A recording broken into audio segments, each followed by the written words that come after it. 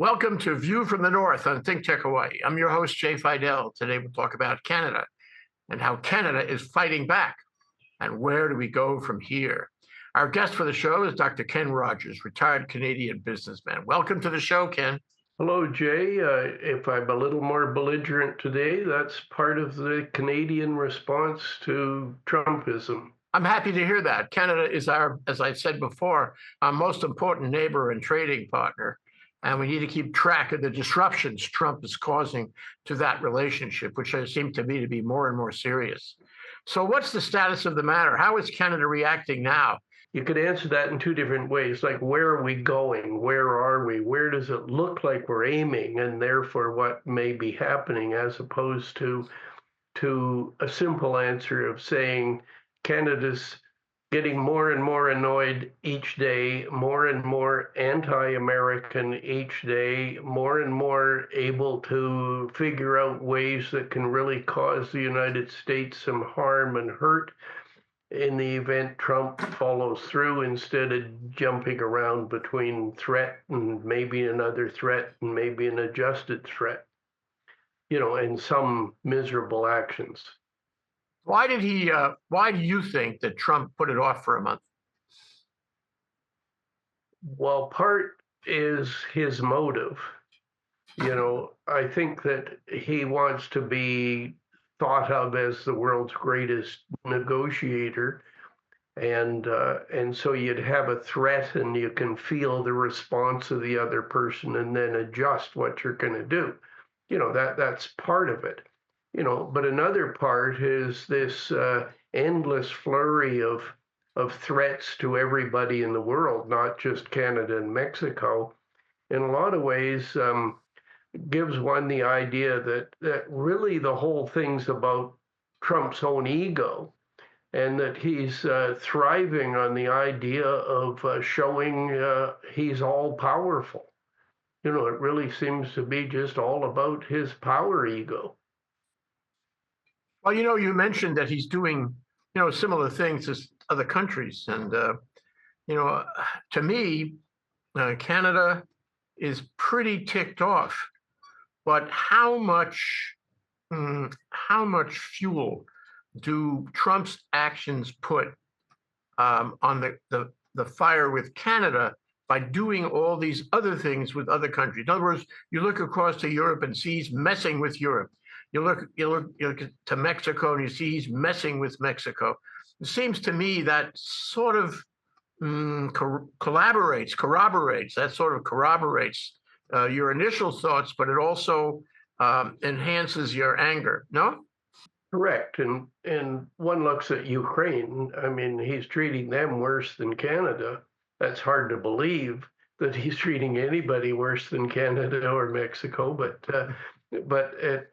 certainly I think that Canadians would feel that Ukraine is being treated worse. I mean, disgracefully. I think the treatment of Canada and Mexico is an absurd disgrace that may not be forgiven for generations. I would suspect it will not be. There's dramatic changes underway in Canada because of this. For example, we've had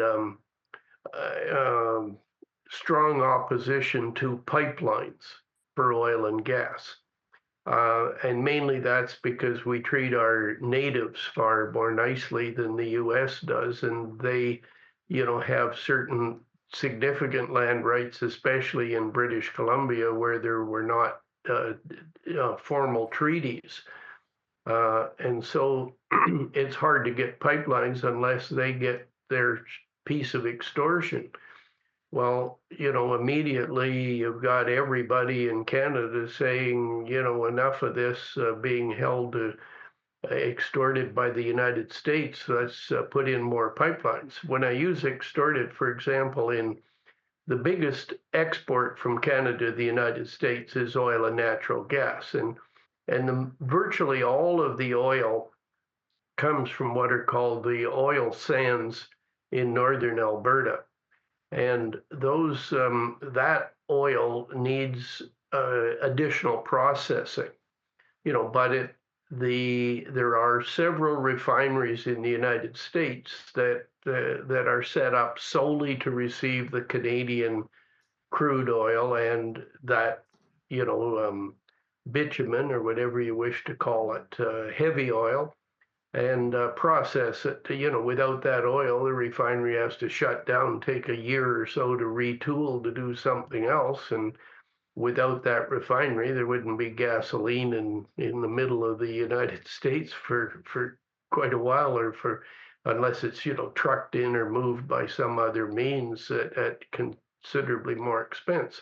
However, when that oil is shipped to the United States, because it is virtually the only place we send oil, it goes at a discount.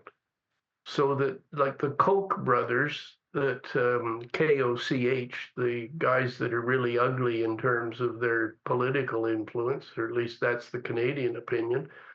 They own a slug of the refineries that get this fat discount, and it's contributed greatly to their wealth, because it's like 10 to 20 cents a barrel, or bucks a barrel, that this discount. Well, recently, in Canada, there's been a pipeline from Edmonton to Vancouver, or going through the Rocky Mountains to the West Coast, and that about half of that oil is still just going by ship to California.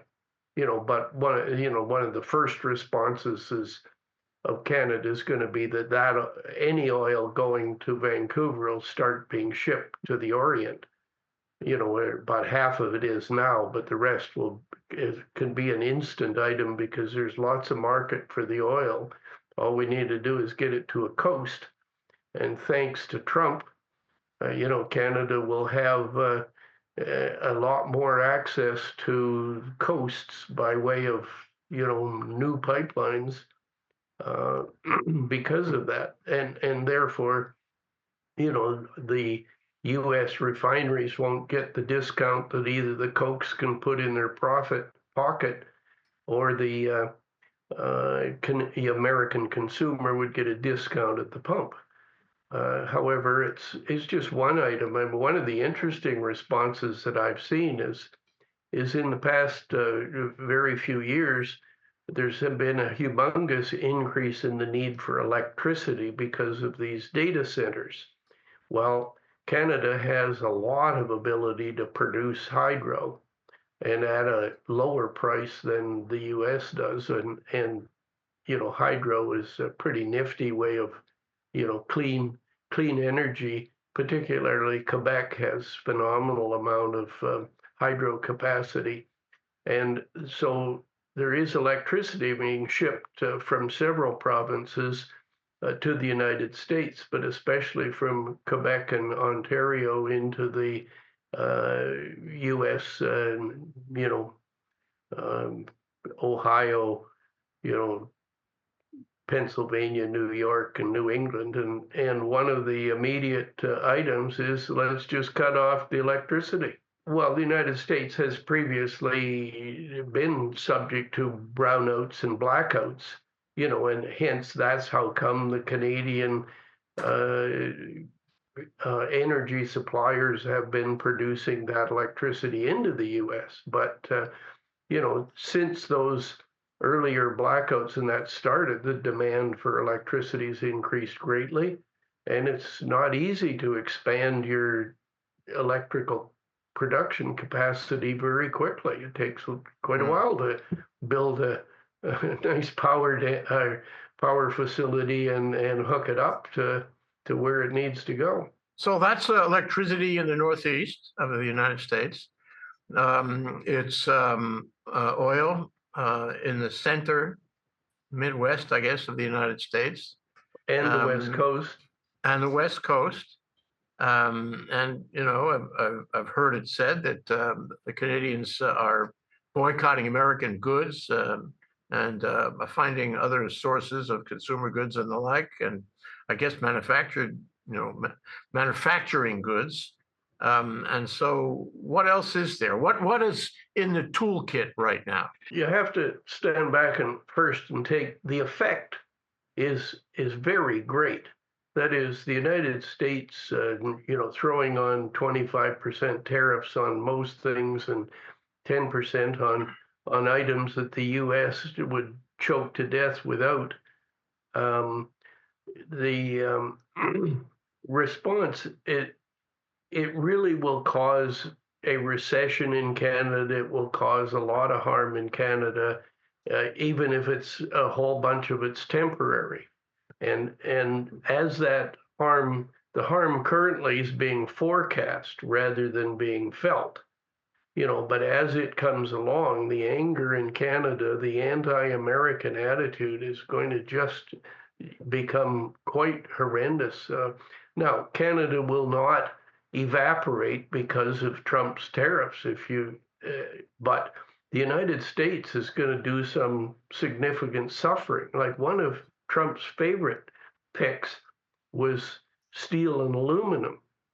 Now, the aluminum is just stupid, from an American point of view, because, for example, the United States now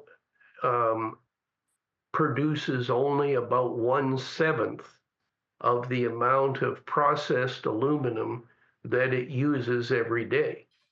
Now, what's that aluminum used for? And a really simple example of great quantity would be everything to do with automobiles.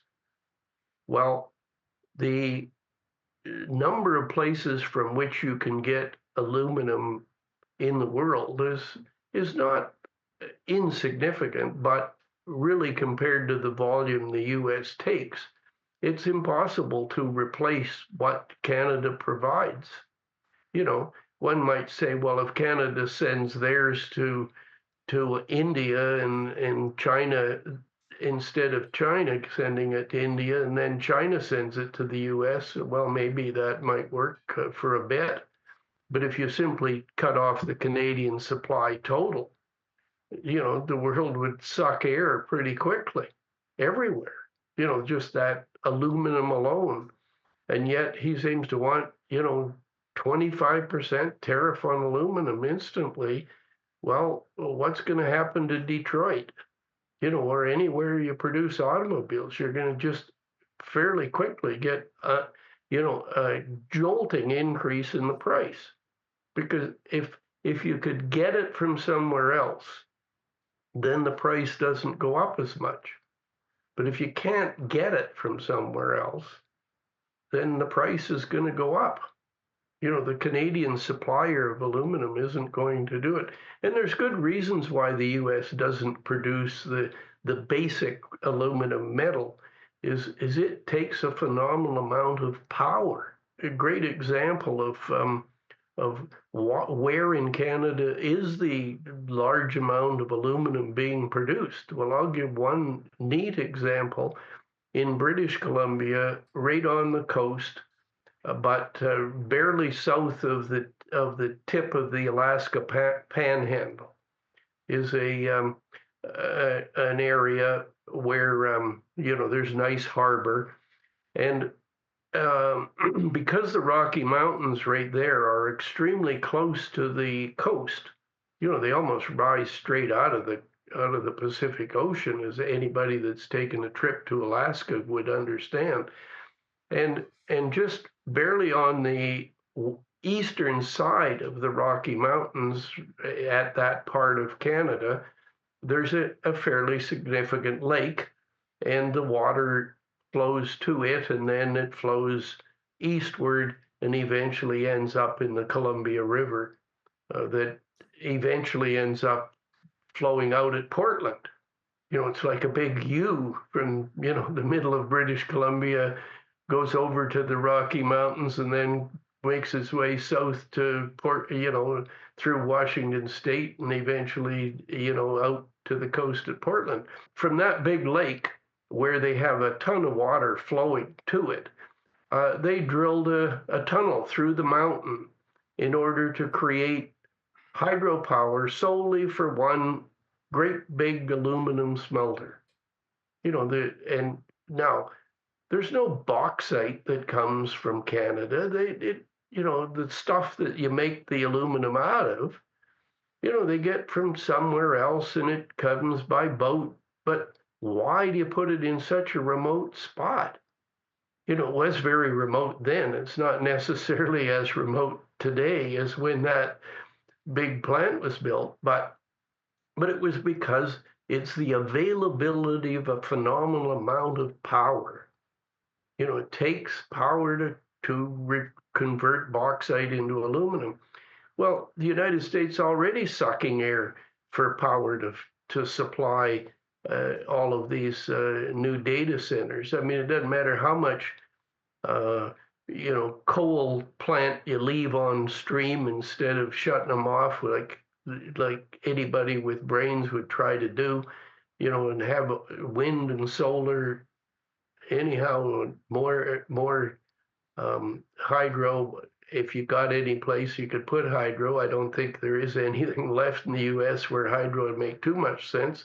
You can't even do run of the river hydro, but you could certainly do a variety of other methods, nuclear included or in particular.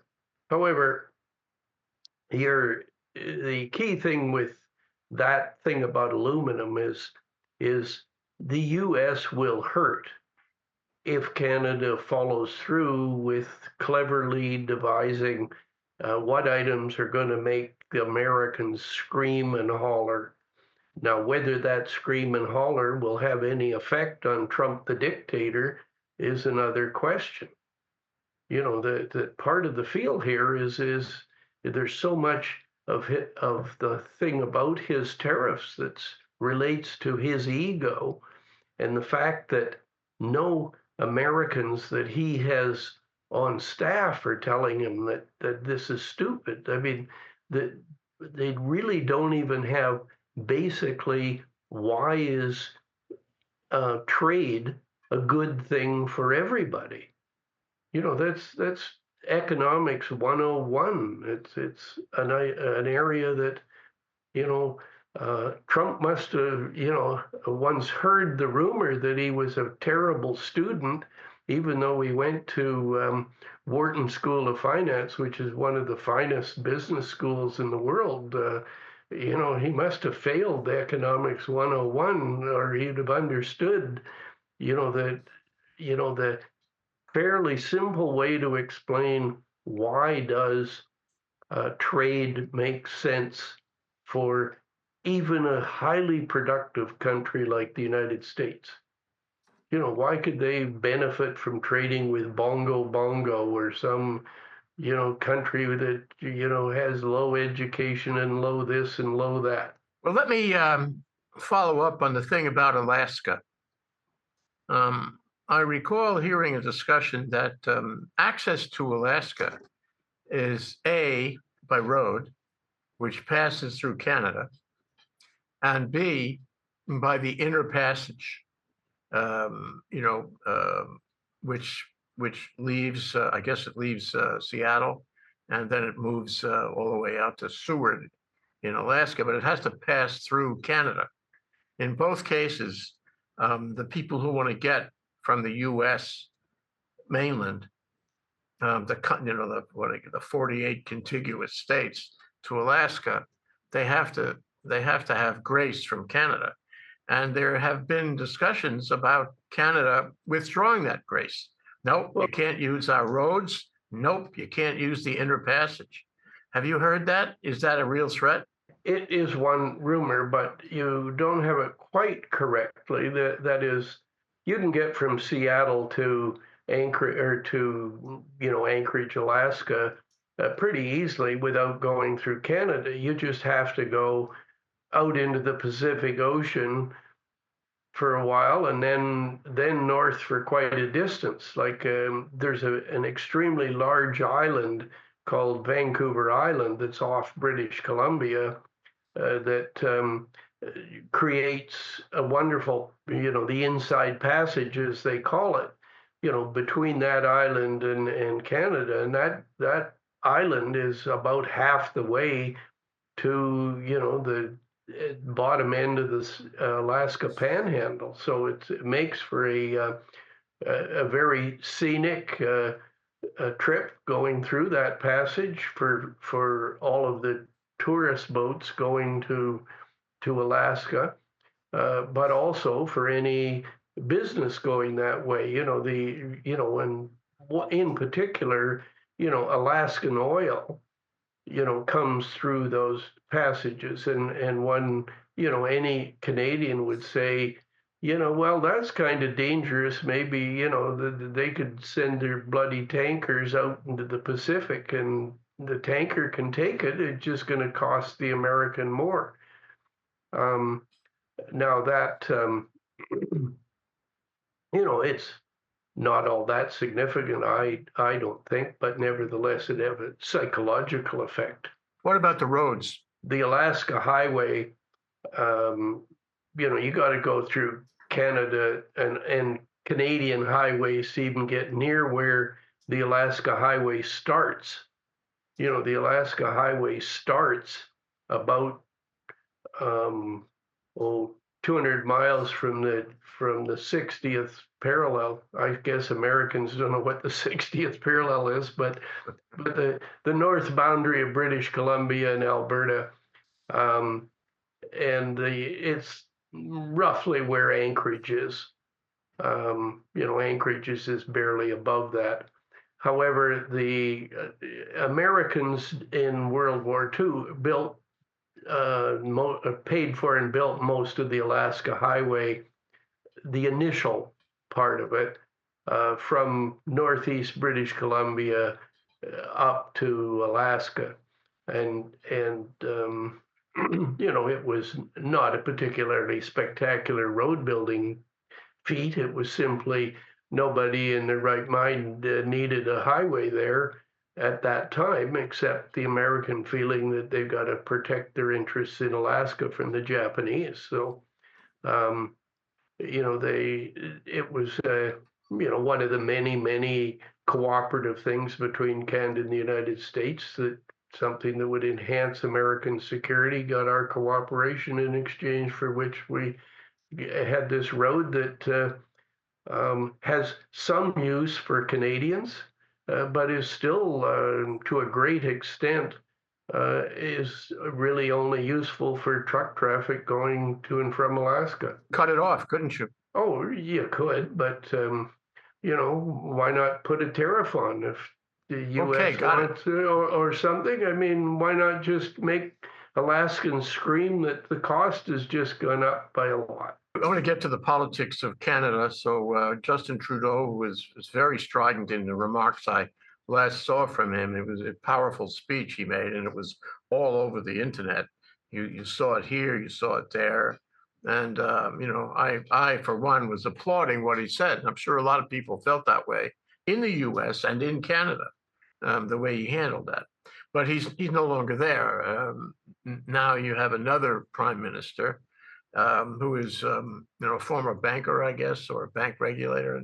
And what's his personality like? What's his position like, on these issues? Trudeau is still the prime minister of Canada today.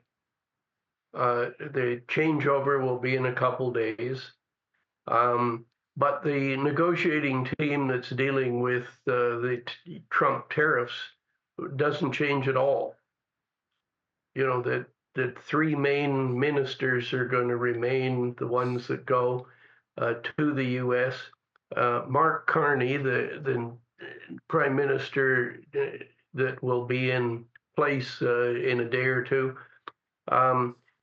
he is one of the most brilliant people in the world. One might say Elon Musk is one of the most brilliant people in the world, but Americans have learned that he's got a few personality quirks, that makes him difficult for him to get along with anybody or his employees. Mark Carney is almost the opposite for a brilliant person. He had a phenomenal career with, in the finance industry, as firms like, I think he was the chairman of the board of Brookfield, and he was high up in something like Goldman Sachs. I'm not sure exactly which of the major firms, American, just so that somebody may get. He's got some pretty wide world experience, but very dominantly, he was so good at what he was doing that he was asked to be the governor of the Bank of Canada. Now, Americans may think Canada's pretty puny, but you still have to consider that it's one of the G7. It's probably the, sixth or eighth largest economy in the world. And they have a pretty well-respected financial system, and we don't, well, he was the governor of Canada during the 2008 financial crisis. Now, he did so well at that, he became the first non-Brit or non-Englishman or United Kingdom citizen to become the governor of the Bank of England. Now, the Bank of England certainly at that time was probably the second most important central bank in the world.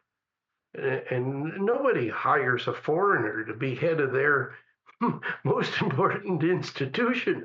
Well, here's a Canadian hired for that job. And during the Brexit crisis, so during major crisis, and he did, really well at that, and hence Canadians or the interesting thing is, I think it was like 88% of those eligible to vote voted for him to replace Trudeau as the prime minister.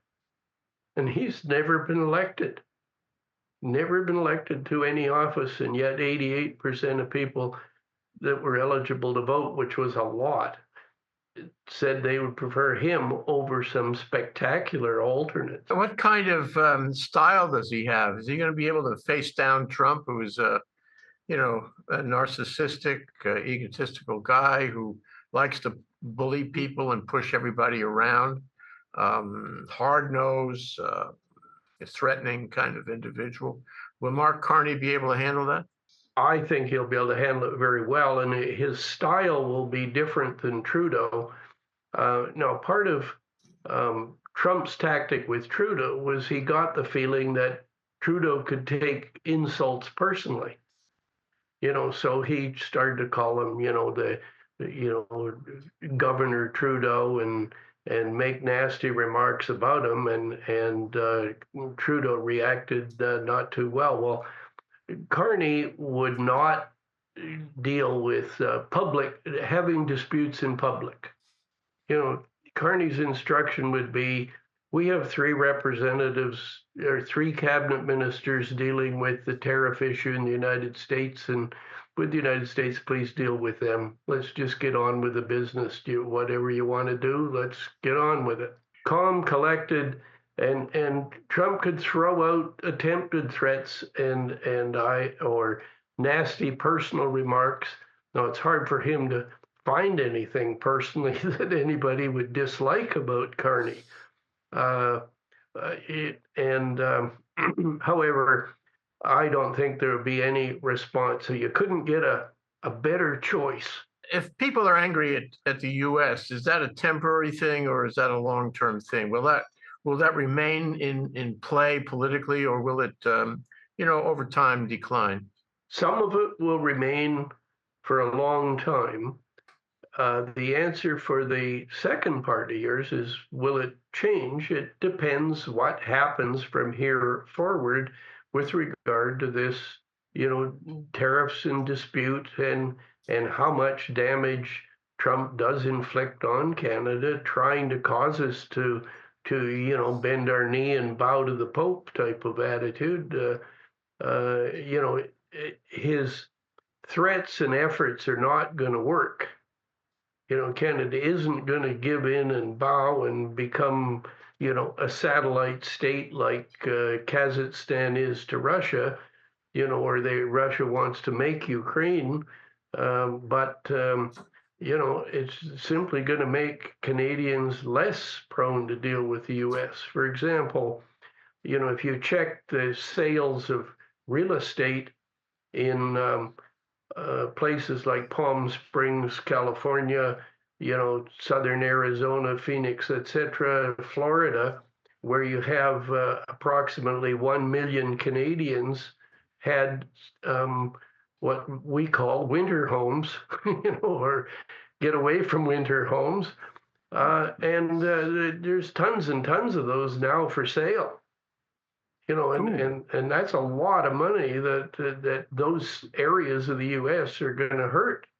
One of my sons lives in near Palm Springs, California, and he says it's really obvious that the Canadians have bailed ship, and it's reducing the value of the real estate in that area. one of the Trump machinations with Zelensky is he says when he's ready, he should come back to me, and then we'll quote negotiate end quote. Now that's an interesting, it's an interesting strategy. Probably comes out of his real estate experience. But I wonder if that's in the cards for Canada, because Trump is making outrageous demands on Canada, and forget about all the other countries, forget about all the other outrageous demands, but he's making outrageous demands. And would it work for Canada to say, "Look, you're outrageous. We're not going to deal with you when you," and this sounds like what Trump did to Zelensky, when you're ready to be reasonable, and when you're within a zone of reasonable, normative negotiations, if that's what you want to do, give us a call. Is that something that Carney might do? Carney will stand on his head to say, let's have behind the scenes negotiations as aggressively as is possible. Let's have as little as possible in the public arena. Let's not have insults going back and forth, etc. If the U.S. throws a few insults, this turn the other cheek. Don't respond. Just cut off the electricity to New York State. Okay, if you see what I mean, that you got to have. The only thing Trump will respond to is pain and scream from Americans. And the reality of the situation is that will probably come with a significant delay because everybody fears Trump's retribution. None of his cabinet ministers, like anybody with any reasonable economic training, could explain to Trump why trade is a worthwhile thing, why they should do it. That you can't simply say the United States will be far better off if Canada doesn't produce any steel and somehow you have more jobs in the United States. Well, you need more people to produce those jobs, and he doesn't like immigrants, so you may not have trouble. What are they going to change from? Are they going to have nobody, as waiters at restaurants because they're now all steel producers? I don't know. You can just make that switch, but the population is fully employed now.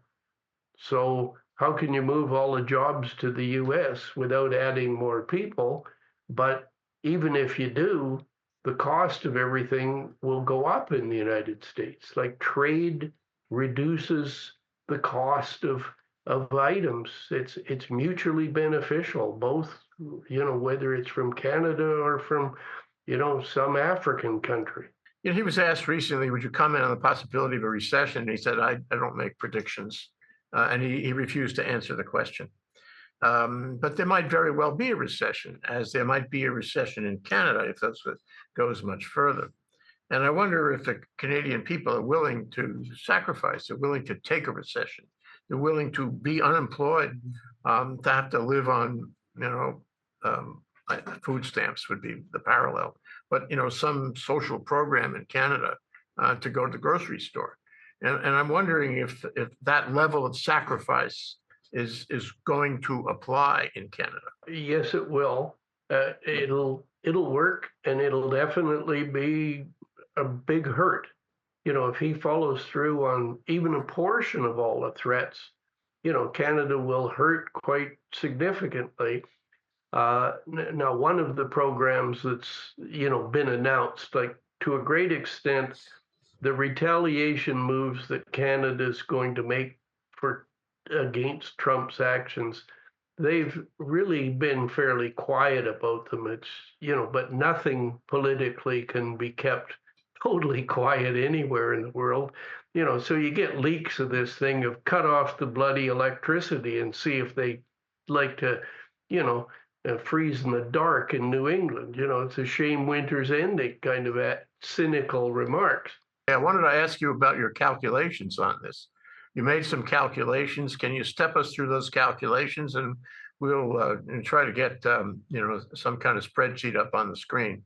If you said, let's just take one American and one Canadian, and they're going to and should they or should they not trade between them? And for America's ego, I'll pretend that the American is phenomenally productive in both things. The American can produce apples, a box of apples, for less than a Canadian can. And let's say that in one day he can produce 10 boxes of apples. And also the American is super productive. He's got good machinery or whatever. He can produce shovels. He can produce, 10 shovels a day, and Canada needs shovels to handle Trump's BS. So anyhow, in Canada, this fella's cousin, can also, they even know each other. He can produce apples and he can also produce shovels. But where the American can produce 10 of each day, or 10 in one day, he can produce 10 apples or boxes of apples, and he could produce 10 shovels. The Canadian, he can only produce 8 boxes of apples, or he could produce just 5 shovels. Simple Economics 101 says, well, even though the American is so phenomenally superior in its productivity, it's still worth the Americans' interest to trade. And so let's propose a trade. And so the two of them, the cousins get on the phone. They say, well, why don't the Canadian trades 40 boxes of apples to the American in exchange for 30 shovels. Now, I purposely picked numbers that were all divisible by 40. So anyhow, so what happens if they agree to this trade? So now we get down to where the result for the Canadian. So the Canadian works for 10 days. And in 5 days, he produces 40 boxes of apples, the ones that he's sending to the US on their trade. And then the next 5 days, he produces 40 more boxes of apples for himself. So at the end of the 10 days, he has 30 shovels and 40 boxes of apples. However, he used to have to work 6 days to produce the 30 shovels. Well, now he got them for only working 5 days. So he's pretty happy, even though this poor, inefficient Canadian slug, who can't be as productive as his American, he's better off to trade with this highly productive American. Well, now let's take the American, or, Canadians are now calling the damn Yankee or equivalent, instead of the nice, friendly, or used to be friend American. Anyhow, for the American, he works, he only had to work, because he could produce 10 of each a day, he only has to work 3 days to produce the 30 shovels that he trades to get 40 apples. And he works another 3 days to get the same number of shovels that he used to have, his 30 shovels. And so he worked 6 days total. Without the trade, he had to work 4 days to get the boxes of apples.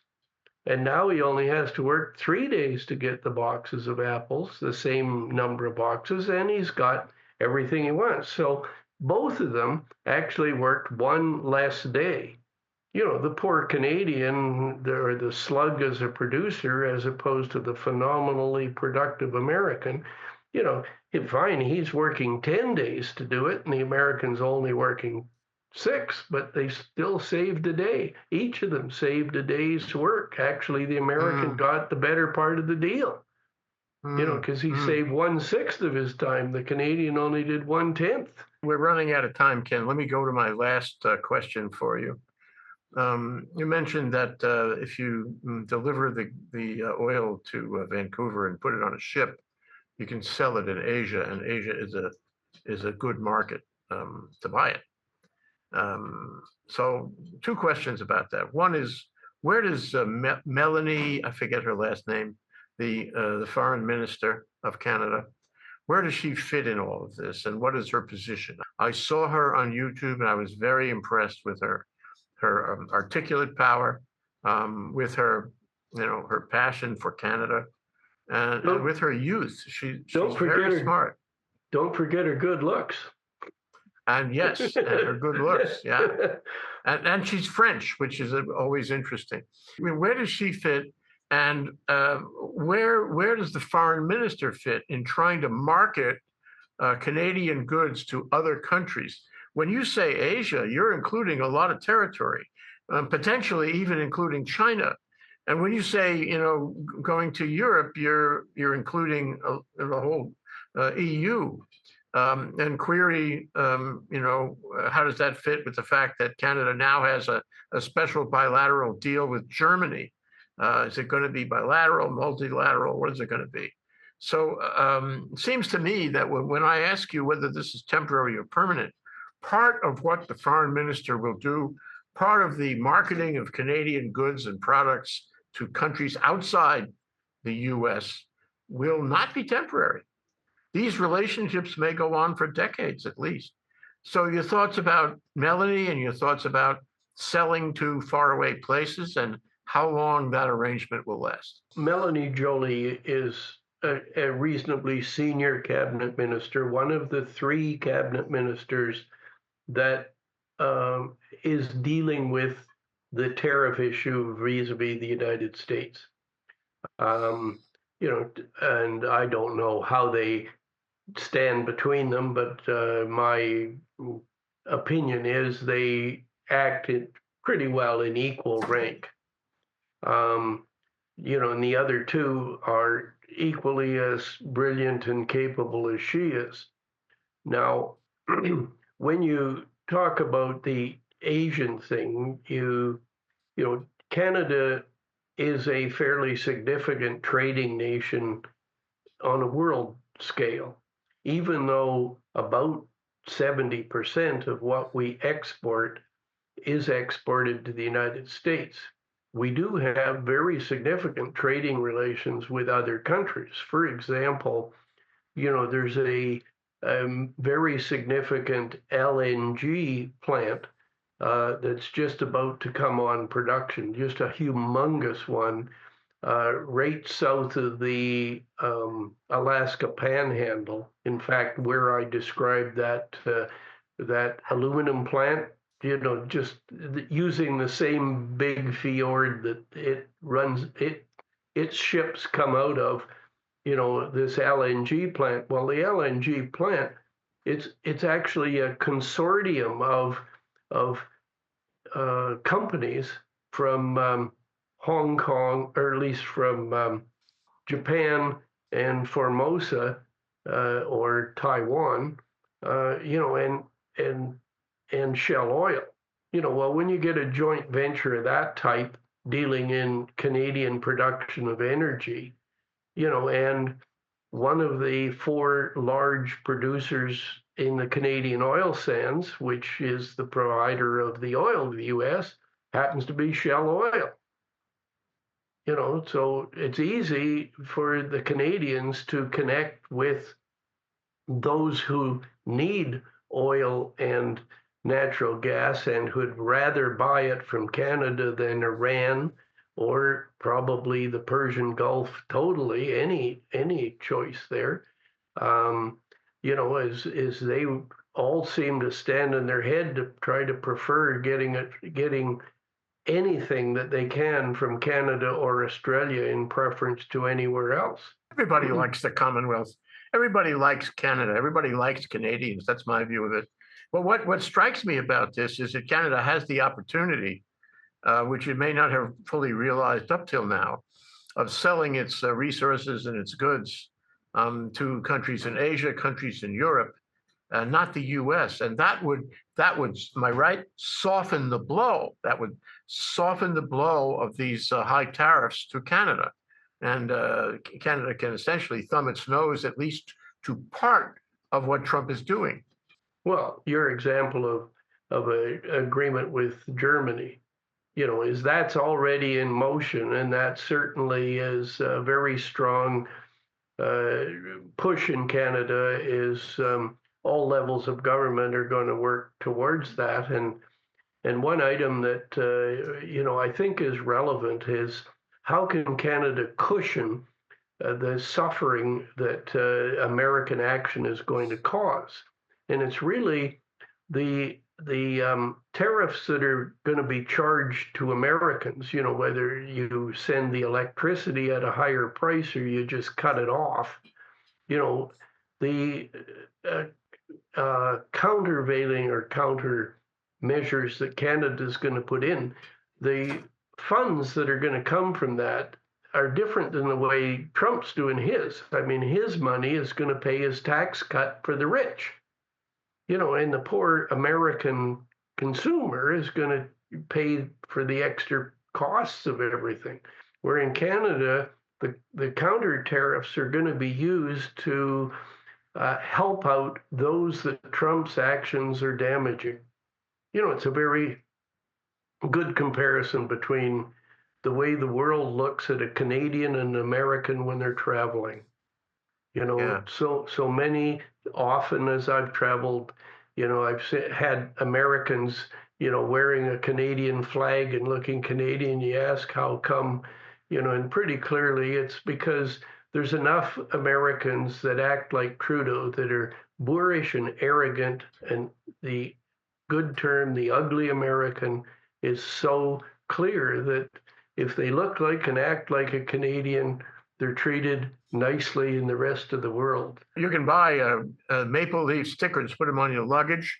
You can go to a class and learn how to say a boot, an A. It's about. Yes. We'll have to leave it there, Ken. Ken Rogers, thank you so much to our guest, Ken Rogers, retired Canadian businessman. I'm Jay Fidell, a host of View from the North. We've been discussing how Canada fights back and can fight back. Thanks to our viewers for watching. We'll see you again soon for the next one.